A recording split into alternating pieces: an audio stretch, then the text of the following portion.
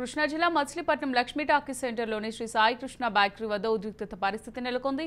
గూడూరు మండలం మలవోలు గ్రామానికి చెందిన గంజాల మణికంఠ బేకరీ యజమాని ఇంటికి మార్బుల్ పనికి వెళ్లగా విద్యుత్ షాక్కి గురై మృతి చెందాడు. మృతి చెందిన మణికంఠ కుటుంబానికి న్యాయం చేయాలంటూ బంధుమిత్రులు బేకరీ వద్ద ఆందోళనకు దిగారు. పోలీసులు రంగ ప్రవేశం చేసి ఆందోళనకారులకు సర్ది చెప్పే ప్రయత్నం చేశారు. మణికంఠ నిన్న ఉదయం పనికి వెళ్ళాడండి, మార్బుల్ పనికి. నిన్న సాయంత్రం 6 ఆ ప్రాంతాల్లో కరెంట్ షాక్ కుట్టింది. కరెంట్ షాక్ కుట్టి హాస్పిటల్ తీసుకొచ్చే దారిలోనే చనిపోయాడు.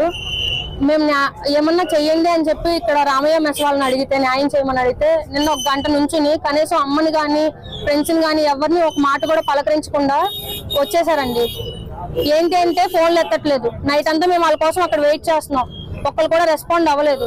ఇక్కడికి వచ్చి చూస్తే, ఇక్కడికి వచ్చాక ఫోన్ చేపిస్తే అప్పుడు ఫోన్ చేసి వచ్చారు. వచ్చి ఇదేమనంటే ఏమన్నా ఇవ్వండి, ఏమన్నా అంటే వెనకాల 2 ఆడపిల్లలు ఉన్నారు. వాళ్ళకి ఇల్లు లేదు, భూమి లేదు. కనీసం ఆ 2 ఆడపిల్లల్ని ఆ కుర్రోడే చూసుకోవాలి, ఆ కుర్రోడే పెళ్లి చేసి పంపించాలి. అందుకని ఏమన్నా న్యాయం చేయమని అడుగుతున్నాం సార్.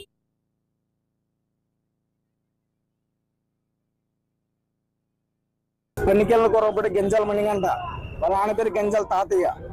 అయితే ఆ కుర్రోడు డిగ్రీ చదువుకున్నాడు. ఫస్ట్ ఇయర్లో ఆపేశాడు ఇంట్రెస్ట్ లేక. అయితే అనుకోకుండా ఏమైందంటే బంకులో 2 months చేశాడు. తర్వాత ఇంట్లో ఫోర్స్ వల్ల మార్బుల్ పనికి వెళ్తున్నాడు. మార్బుల్ పనికి వెళ్తే అనుకోకుండా రామేశ్ అనే వాంటర్ ఇంటి వద్ద వర్క్ చేస్తుండగా షార్ట్ సర్క్యూట్ అయ్యి ఆ కుర్రోడు చనిపోయాడు.